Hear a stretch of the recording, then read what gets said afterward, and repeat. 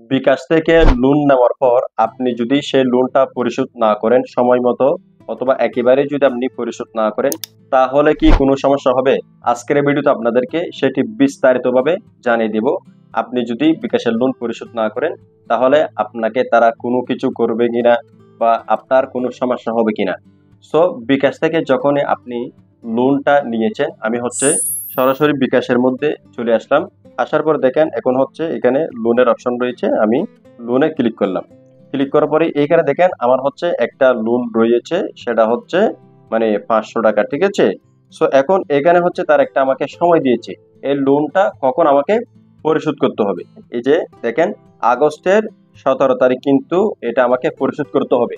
চাইলে আমি এর আগেও পরিশোধ করে দিতে পারি সময়ের আগে, আবার চাইলে সময় মতো কিন্তু পরিশোধ করে দিতে পারি। আমাকে কিন্তু কয়েকজনে কমেন্ট করেছেন ভিডিওতে যে আমি টাকা নিয়েছি, বিকাশ থেকে লোন নিয়েছি, এখন আমি সিম বন্ধ করে ফেলে রেখেছি, বা আমি যদি লোনটা না দিই, পরিশোধ না করি, তাহলে কি কোনো সমস্যা হবে? সো আপনারা দেখতে পাচ্ছেন, আপনাদের জন্য এটা পরিপূর্ণ একটা উত্তর থাকবে। সো দেখেন এখানে ডেটটা কিন্তু রয়েছে কখন পরিশোধ করতে হবে।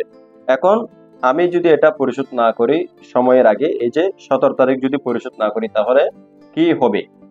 কোনো কিছুই কিন্তু প্রথমে হবে না। মানে 1 দিন 2 দিন 5 দিন আপনার যদি ডেটটা ওভার হয়ে যায়, তাহলে কিন্তু কোনো কিছুই আপনাকে তারা করবে না বা কোনো কিছুই জানাবে না। এভাবে কিন্তু 1 2 3 4 5 দিন হতে পারে, মানে ডেট ওভার। কিন্তু যদি 5 দিনের পর বা 10 দিন 15 দিন তাদের চোখে যদি এটা পড়ে যে তারা যদি চেক করে কারা কারা লোন নিয়েছে, এখানে কারা কারা পরিশোধ করেনি, কাদের টাইমটা ওভার হয়ে গিয়েছে, তখন কিন্তু তারা পদক্ষেপটা নেবে যখনই তাদের চোখে পড়বে। যদি চোখে না পড়ে 1 মাস হতে পারে, বা 2 মাস বা 1 বছরও কিন্তু হয়ে যেতে পারে। যদি চোখে না পড়ে তাহলে তো আপনার কপাল ভালো। আর যদি চোখে পড়ে যায় তাহলে কিন্তু অবশ্যই তারা এটার পদক্ষেপ নেবে। এখন তারা কি পদক্ষেপ নেবে আপনার প্রতি, তারা কি করবে সেটা আপনাদেরকে জানাচ্ছি। প্রথমে লোনটা দিচ্ছে কারা? সিটি ব্যাংক, ঠিক আছে। আমি যদি এই যে লোনের বিবরণীতে ক্লিক করি, ক্লিক করার পরে এখন যদি আমি এটাকে পরিশোধ করতে চাই, তাহলে এই যে লোন পরিশোধ করুন এখানে দেখতে পাবেন। এখানে যদি এটা পরিশোধ করতে চান এখানে ক্লিক করতে হবে। এই যে দেখেন লোনটা সিটি ব্যাংক দিচ্ছে বিকাশের মাধ্যমে। বিকাশ কিন্তু সরাসরি লোন দেয় না। সো সিটি ব্যাংক কিন্তু প্রত্যেক জায়গায় রয়েছে, হয়তো গ্রাম অঞ্চলে কিন্তু নেই, কিন্তু আপনি টাউনের মধ্যে বা যেখানে একটা ফরওয়ার্ড রয়েছে জায়গা, সেখানের মধ্যে কিন্তু ব্যাংক রয়েছে।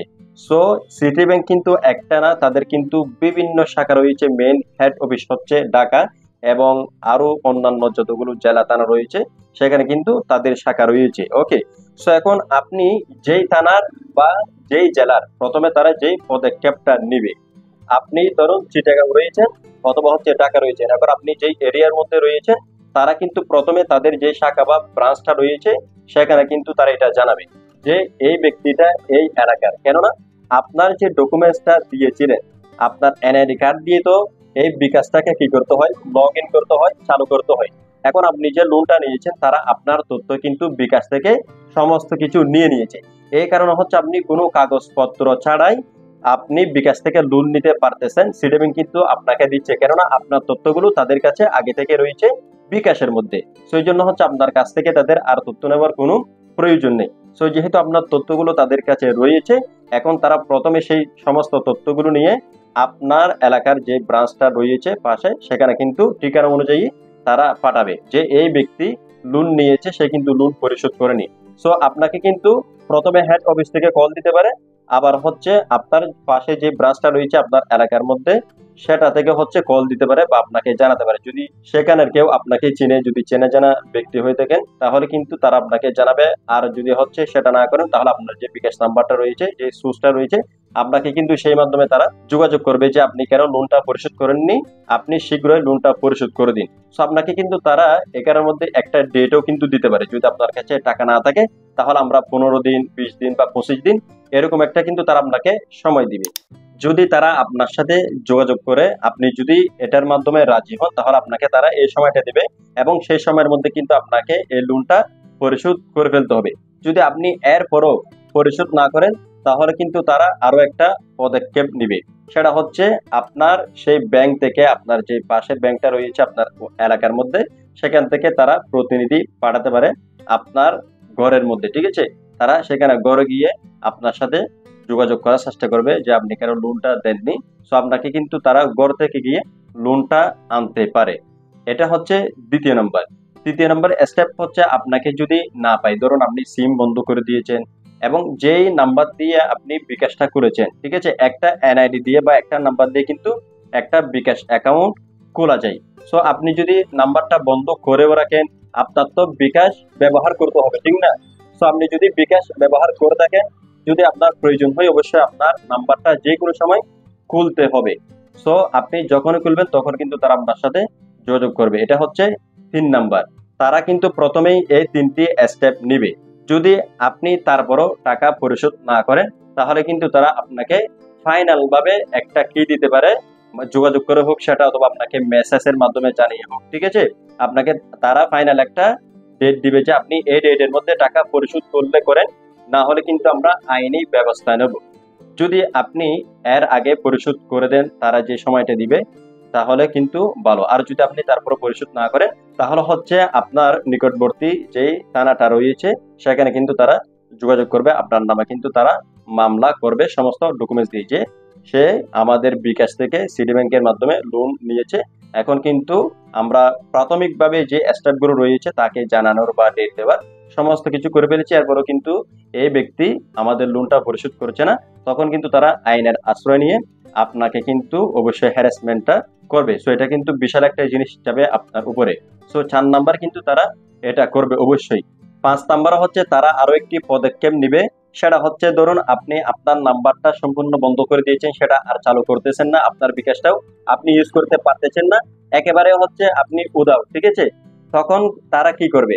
তখন হচ্ছে আপনি যদি কোনোদিন আপনার সেই সিমটা কি করেন, আবারও প্রবেশ করান, বিকাশ চালু করেন, তাহলে কিন্তু আপনি যদি সেখানে টাকা রিচার্জ করেন, কখনো না কখনো তো অবশ্যই আপনি একারের মধ্যে বিকাশটা লগ ইন করবেন, কেননা বিকাশ একজনের একটাই হয়ে থেকে আপনাকে কিন্তু এটা অবশ্যই চালু করতে হবে। যদি আপনি বিকাশের লোনটা সময় মতো পরিশোধ না করেন, যদি তারা আপনাকে এখানে ওয়ার্নিং দেয় বা তারা যদি জানতে না পারে, ওয়ার্নিং নাও দেয়, অনেক সময় যদি পেরিয়ে যায়, তাহলে কিন্তু আপনি যখনই বিকাশের মধ্যে টাকা ঢুকাবেন, ওই যে সিমের মধ্যে যেমনই আপনি লোন নেন, মানে রিচার্জ লোন নেন, আপনি যখনই টাকা রিচার্জ করেন তখন কিন্তু তারা সেটা অটোমেটিক্যালি কেটে ফেলে, অটো কেটে ফেলে আপনি যত টাকা লোন নিয়েছেন। এবং আপনি যদি সেই পরিমাণ টাকা না রিচার্জ করেন, তাহলে যত টাকা রিচার্জ করেছেন তত টাকা কিন্তু তারা অটো কেটে নেয়। এবং আপনি যদি এর বেশি টাকা ঢোকান বা সেই পরিমাণ টাকা ঢোকান, তাহলে কিন্তু সেই পরিমাণ টাকা তারা কেটে নিবে।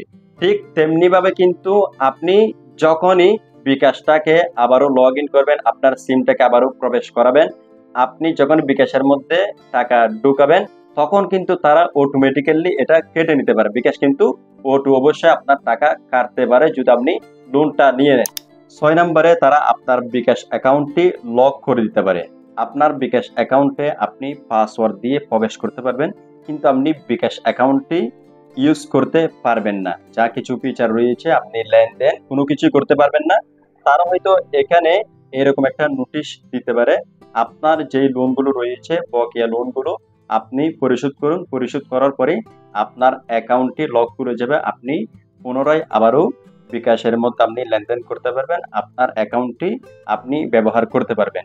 এই যে 6টি পদক্ষেপ, এগুলো হচ্ছে যে ধারাবাহিক থাকবে এটা কিন্তু না, এটা হচ্ছে তারা এক এক সময় এক একটা করতে পারে। আমি হচ্ছে ধারাবাহিকভাবে বললাম, তারা হয়তো যে কোনো একভাবে করতে পারে, হয়তো এটা আগেও করতে পারে অথবা পরেও কিন্তু করতে পারে। সো আপনি যখনই সেই অ্যামাউন্টটা রিচার্জ করে লোনটা পরিশোধ করে ফেলবেন, তখন আপনার অ্যাকাউন্টটি তারা করে দেবে, আপনি আবারও বিকাশের মধ্যে সবকিছু করতে পারবেন।